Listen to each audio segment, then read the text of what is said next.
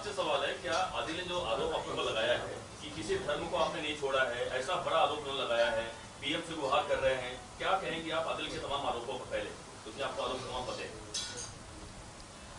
मैं हिंदू धर्म में पैदा हुई। मेरी माँ जया सावंत, मेरे डैडी आनंद सावंत। फिर मेरी माँ जो है जीसस में बिलीव करने लगी। हम लोग बॉर्न क्रिश्चियन तो नहीं है, लेकिन माँ के साथ पूरा घराना जुड़ा रहता है। जैसे माँ बिलीव करने लगी तो मैं भी बिलीव करने लगी। तो हिंदू से जीसस में बिलीव करने लगी। शादी मेरी एक मुस्लिम लड़के से हुई।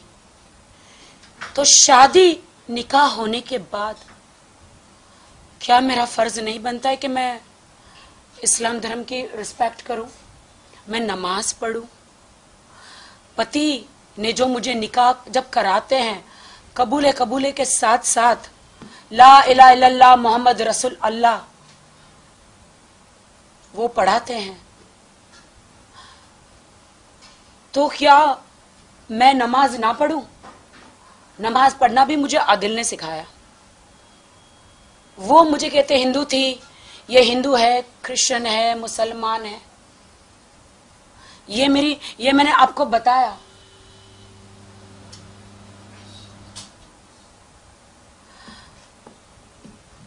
मैं शौक हूं। यही मीडिया है ना जिन्होंने मेरा सपोर्ट किया था, यही मीडिया है ना जिसको मैंने सारे सबूत दिए थे।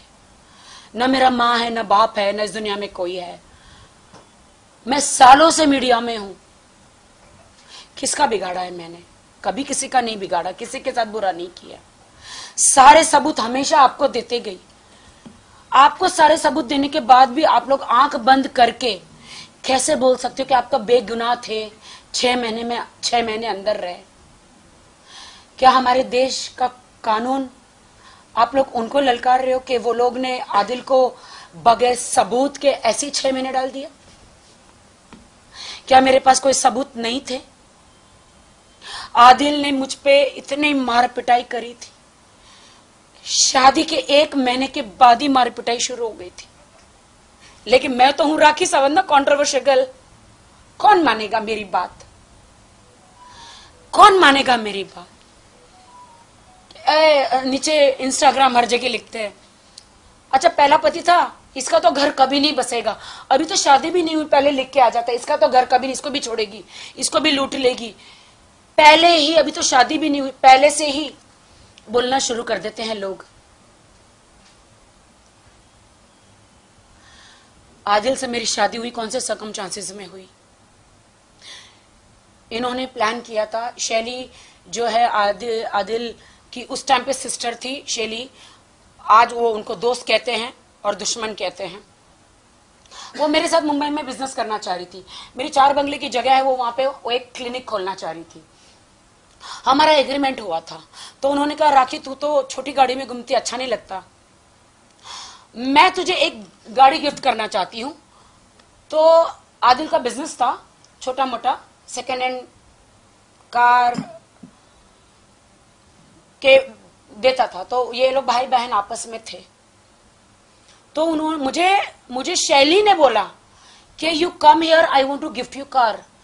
मैंने कहा जरूरत नहीं है। मैंने कहा शैली आप एक काम करो, कार आप है ना मुंबई भेज दो। बट अब मुझे नहीं पता कि वहां पे क्या षड्यंत्र रचा जा रहा है आदिल खान दुरानी का। आदिल खान दुरानी ने कहा कि नहीं दीदी कुछ भी हो जाए उसको यहां बुलाओ। उसने बोला नहीं आदिल, उस कार बना के उसको भेज दे बाय रोड। नहीं दीदी उसको कुछ भी बोला इधर बुलाओ, कुछ भी हो जाए उसको इधर बुलाओ। मैंने कहा मैं नहीं आ रही हूँ।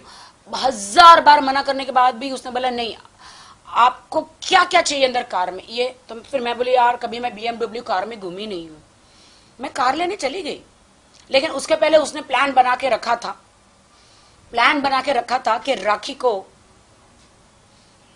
कैसे षड्यंत्र रचाना है, कैसे जाल डालना है। हाँ मैं दूध पीती बच्ची नहीं हूं, बट वो जाल मुझे नहीं दिखाई दिया।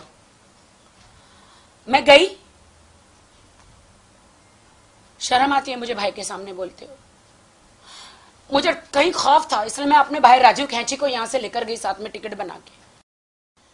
उसने उसका मैंने बोला 2 रूम बुक करना, उसने 1 रूम मेरा इधर बुक किया, 1 रूम कहीं दूर कहीं राजीव का बुक कर दिया। मैंने भाई आपका रूम कहाँ है? उन्होंने बोला दूर है। इनका एक बंदा आया, मैं आदिल रूम में थे, बाहर से लॉक मार के चला गया।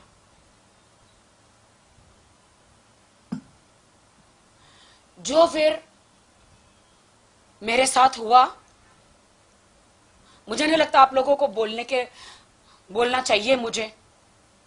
इसके गवाह 3 लोग हैं, उर्फी जावेद, राजीव खैंची और शैली, जिन्होंने मुझे कार देने के लिए बुलाया था। जब मेरे साथ वो हुआ 3 घंटे लगे उसको मेरे कपड़े फाड़ने में, सारी चीजें करने में।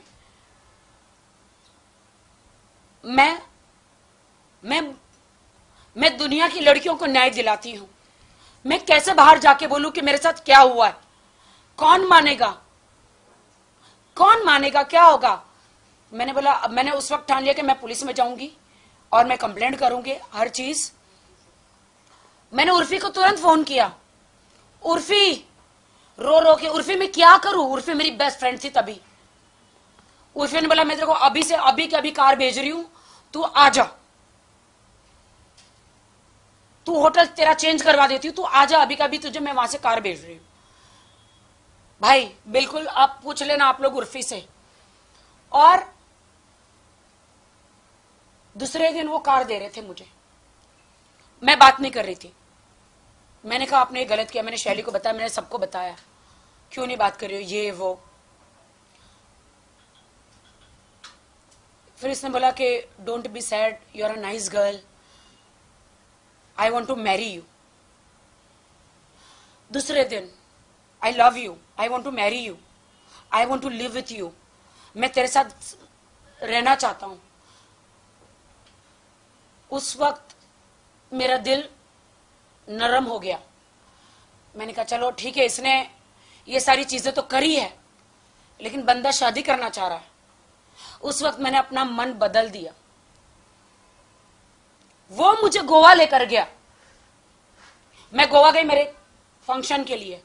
वो वहां बाय कार पहुंचा, शैली भी पहुंची, मैं मेरी मां के साथ गई थी। मैंने उस वक्त मां को नहीं बताया। गोवा में वो 2 मौलाना को लेकर आया। होटल कौन से थे वो मैं आपको बता दूंगी, कौन से होटल में मैं रुकी थी। सीसीटीवी फुटेज भी आप देख सकते हैं वहां पे, 1 साल पुराना। 2 मौलानों को लेकर आया। मैंने बोला अगर आपने बोला है मुझे वहां पे शादी करेंगे, ये वो निकाह करेंगे, नहीं करेंगे तो मुझे मीडिया में मैं तो जाऊंगी, मैं मेडिकल भी जाऊंगी, पुलिस स्टेशन भी जाऊंगी कि आपने मेरे साथ क्या किया। देन मौलाना को लेकर आए। मौलाना मुझे देख के डर गए, गोवा के मौलाना। अरे भाई राखी सावंत का निकाह, नहीं हम नहीं करेंगे।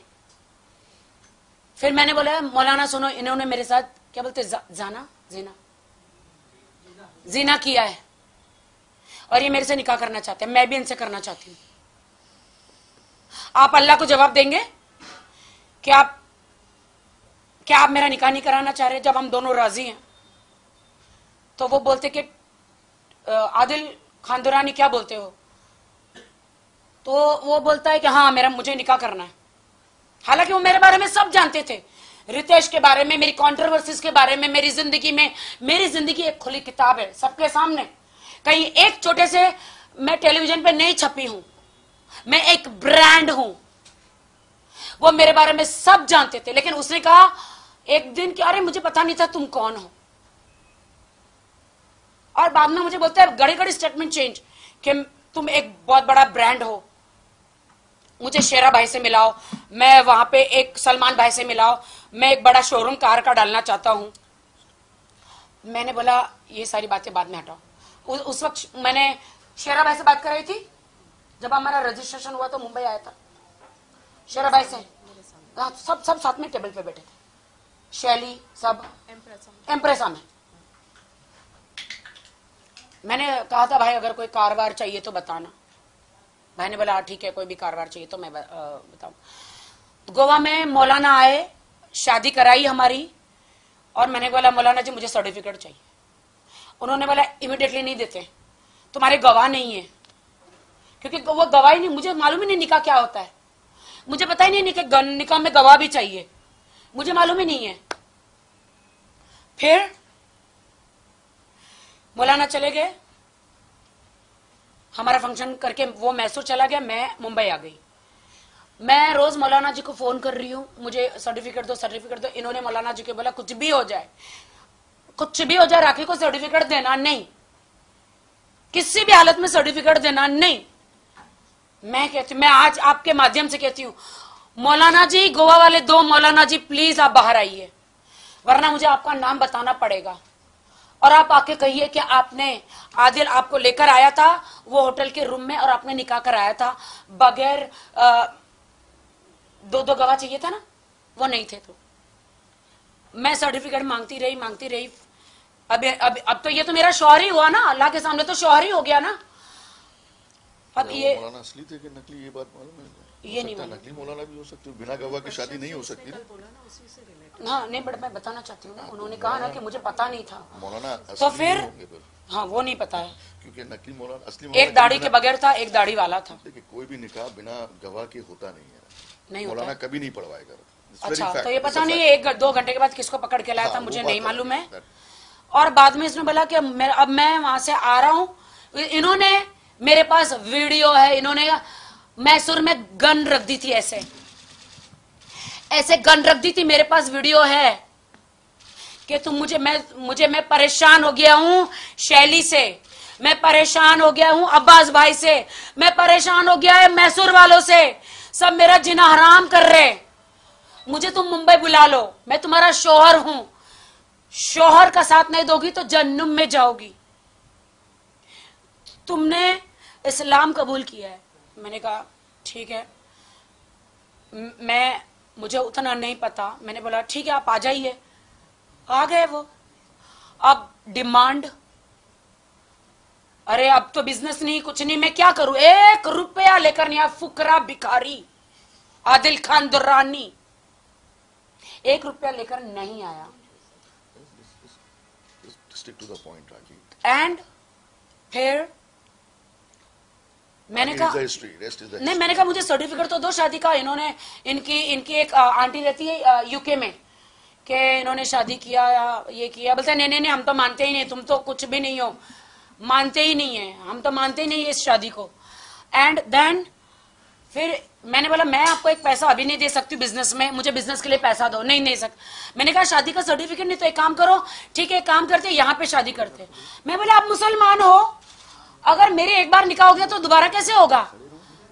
तो बोलते नहीं, वो लोग, वो जो मौलाना है वो जवाब नहीं दे रहे, छोड़ दो। फिर मैंने फाल्गुनी को बोला, फाल्गुनी मेरा निकाह इनसे करा दो। फिर फाल्गुनी ने गवाह सब लेकर आके मेरा निकाह कराया और मेरा उनके साथ कोर्ट मैरिज कराया।